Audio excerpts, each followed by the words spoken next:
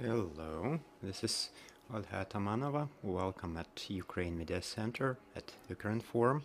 It is the ninth year of war and 222nd day of our fight for our independence. We have the following list of events for you. At 2 p.m. we will have Denis Marchuk from Ukrainian Agricultural Council. We will be discussing the grain corridors and, in general, the Ukrainian agriculture. Later we have the meeting with Mr. Chernyshov from the Ministry of Territories Development, and we will be discussing the winterization. Right now we have with us Serhii Khlan of Kherson Regional Council. Hello, Kherson is Ukraine. Glory to Ukraine. Serhii, what is the situation in Kherson region right now? What can you share about the results of the so-called referenda? And what is their influence on the situation in Kherson and Kherson region? The pseudo-referenda has had no influence on Kherson and its residents.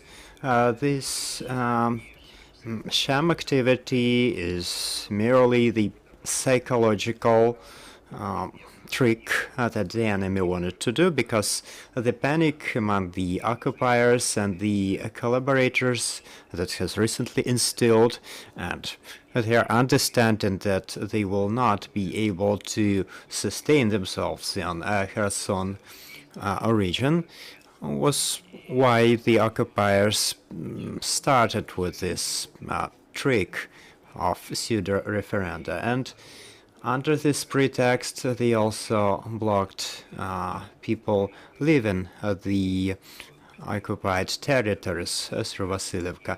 Then they shot at the people at the crossing point, and then they introduce special IDs for crossing the checkpoints, which they introduced since October 1st. But again, in order to get one, they need to provide all the copies of all the pages of their passports, and also the children's birth certificates, and also the males' military certificates. And also in some communities there is no internet, and all of this has to be applied digitally. So the occupiers have started blocking the people leaving, and in fact people are voting with their feet. It becomes impossible to stay at this territory, which is being controlled by the occupiers. They are introducing some mobilization troops, which they plan to include as a part of the Russia's forces, and this is one of the main worries of the people in the occupied territories. So also they started to visit people in their presidential places to discover men aged between 18 and 35. For now, they are not summoning them to the army, but the idea is for now to list the men and to possibly use them in the future as a part of those volunteer troops. And people are quite pro-Ukrainian in Kherson, so if they get any weapons, the weapons will surely be used against the occupiers who are occupying our land. So I believe this will be used mainly for using our people as the mobilizational resource or labor for the construction of their fortifications. Therefore, our people are trying to leave in mass numbers. We always encouraged people in advance to leave the non-government controlled territories, and this would simplify occupation. But it's still not too late now. It's still not too late to leave to save themselves and their relatives. Hey, we have seen in some open sources the pictures from different locations in Kherson with the military holding our Ukrainian flag near the watermelon monument and a photo from Mikhailivka. Is it possible to unveil this information right now, and are our troops advancing? Well, Arkhangelsk and Marylyubivka have been liberated officially. This is what our president has announced. They are fully controlled by the Ukrainian military. They were liberated a couple of days ago, and this information was announced yesterday because we are already sure that we will be able to protect them and not let the enemy back. Indeed, over the last days, we could see the photo from Osakorivka, indeed, as you're saying, was the watermelon monument. We also saw our military at the entrance to Mikhailivka, also in Khreshenivka near the monument, which also implies that Zolota Balka is also controlled by our military, and this shows that our military are advancing along the Dnipro River closer to Berislav. The information is not officially available yet, but we can see in the social media of the Russians who are panicking, who are calling this panic redislocation or redeployment. We can see those photos there, and their next point of redeployment is going to be Berislav. So we truly support them in this movement. Of course, we do not support their deployment there. We want them to go back to their Russia's Federation. We want them to do this as fast as possible, and we will contribute to this in whichever way we can. For now, the information in the social media of the Russians is what confirms the success of our military. We believe in the armed forces of Ukraine, and we are liberating our land.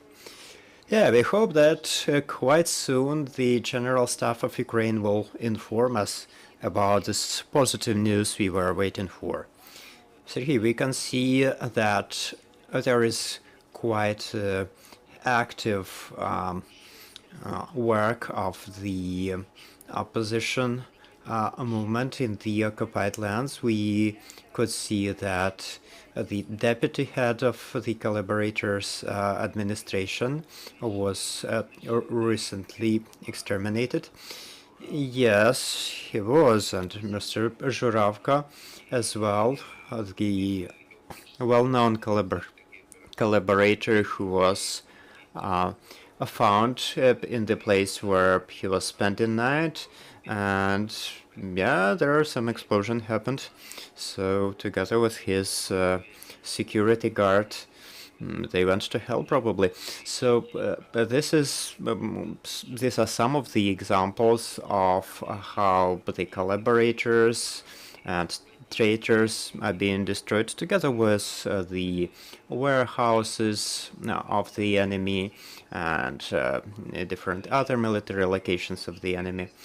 Despite all of the searches by the occupiers, this partisan movement is getting stronger, and also it is distributing leaflets, sharing the information, also taking off the Russian flag and putting up Ukrainian flags instead. So this kind of information and coordination work, and also the extermination of the traitors, this is a synergy of this victorious mood and the occupation of our land.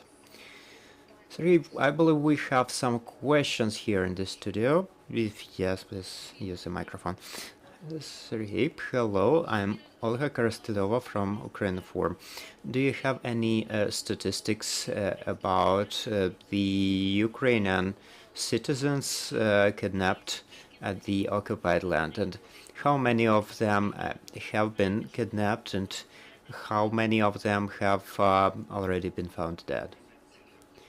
Well, I don't have exact numbers to answer your question, and right now it would be difficult to even find this information, because quite often the occupiers illegally apprehend people more than once. In some cases, one and the same person has been apprehended 3 times already.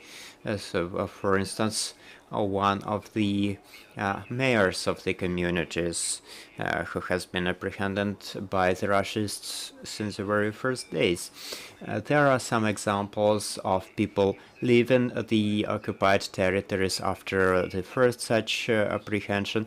Some people also expect that after the so-called filtration, they will be left alone, but after the second time, many people are apprehended again, and after that many people actually take this decision to leave their region. And also there were some examples in Kakhovka that after a man was apprehended, he was found dead not far from that place at the riverbank of Dnipro. So in some cases, people unfortunately don't come back alive after this illegal apprehension. And speaking of the humanitarian situation in Kherson region, what is the situation with the winterization and preparation for winter? What is going on with critical infrastructure? Kherson does not have any gas supply available. The Russians have disconnected Kherson from the system, and they are blaming Ukraine, saying that it was the government of Ukraine that did this. But this is, of course, not true. They are contributing to the deterioration of the situation, and right now Kherson, especially the right bank part, is not ready for the winter at all. At the left bank, the situation is slightly better, but not really considerably better. The newly deoccupied locations show that the entire infrastructure is destroyed. There is not even electricity available. So it's a task of the government and volunteer organizations, charities to support the people in those locations to survive through this humanitarian crisis, to support them with food, medicines, and also some construction materials for them to fix their roofs, their walls, and to survive through the winter. So it is quite a critical, quite difficult situation. We can only hope for the occupation of the region, and then we will be able to provide for the humanitarian needs. So in case of deoccupation, for which all of us are waiting, are the local governments ready to evacuate people? Because we know that winter is ahead, and it will take time to restore the infrastructure. Yes, indeed. Some work is underway to get ready for the evacuation. Some humanitarian hubs are being established to host people. People live in the newly deoccupied territories. there are opportunities to get accommodations, get support in the job-seeking efforts, and also to support people in traveling further to other regions of Ukraine. This is already happening in Zaporizhia and in other places. This work will have to be supported further.